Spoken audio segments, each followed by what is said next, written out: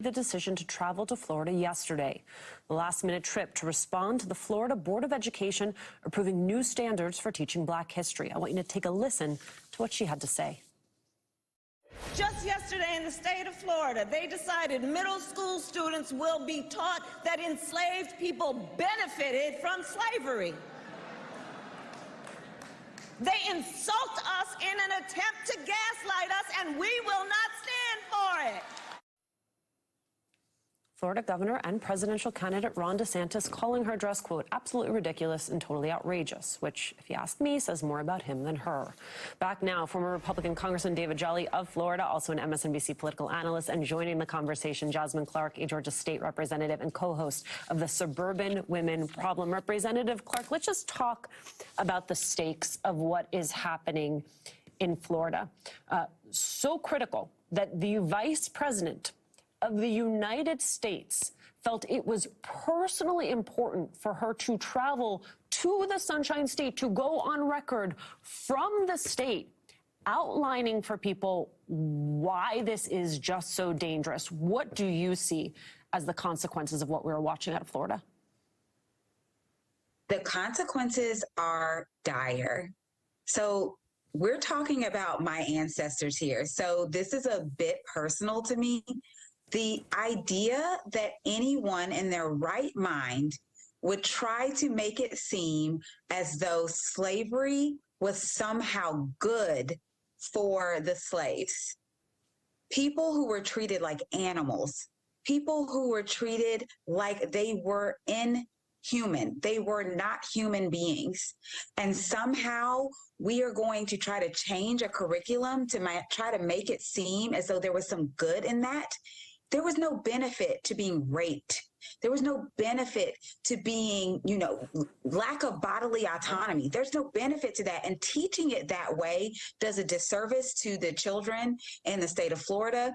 It does a disservice to our country. It does a disservice to an accurate account of history, period.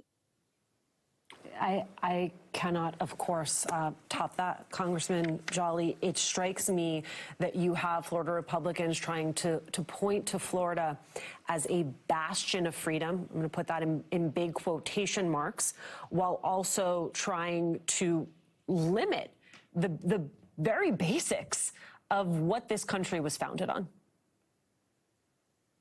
Yeah, bastion of freedom for rich white men, basically, is what Florida is becoming under the ideology of Ron DeSantis and his party. And I think the representative put it perfectly. Ron DeSantis' entire ethos, his entire brand, has been defined by stepping on the futures and fortunes of the Black and brown community and further marginalizing the LGBT community. That is the brand. That is why he is suffering now nationally, because he is seen only for that ethos. There is no traditional Republicanism in him.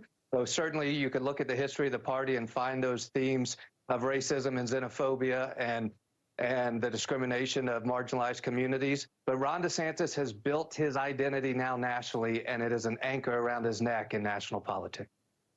Obviously, what is most important here, Representative, is sort of these larger questions about democracy, about education, about what it is that we are teaching the future generation of leaders. We also, however, are in this very tenuous political moment where so much is at stake, predicated on decisions that Americans are going to make in the next year and a half. The decision on the part of the vice president to come to Florida, what does that signal to you? I think it signals that this is an important issue. Not only that, I think it signals that this is an issue that will probably make its way into the 2024 elections. Let's be clear, right now, what we're seeing in Florida and honestly across the country is a lot of culture war type issues being brought up. And so we're seeing people attack education, the types of books that are available to students. We're seeing all of these different things.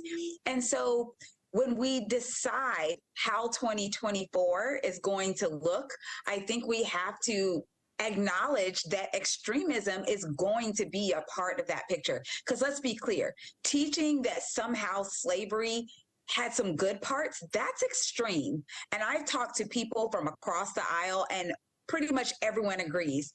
We do not need to sugarcoat.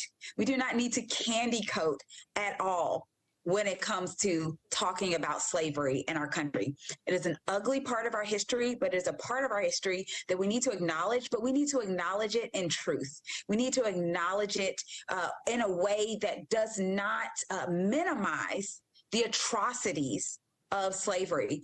And so when you try to undermine that, when you try to minimize that, that is an extreme position. And so as we prepare for the 2024 elections, we'll probably see a lot more of this, probably a lot in the primaries, although I do not think this will resonate well at all during the general election. People like the people in my community and suburban America, we're not here for that. The fact that you have to clarify that at all, Representative Clark, continues to boggle the mind. David Jolly, Representative Jasmine Clark, thank you both so much for your time. Next, more than a dozen women suing Texas over the state's strict abortion laws. They have heart-wrenching stories about being denied health care when they needed it most. One of them joins us next. And later,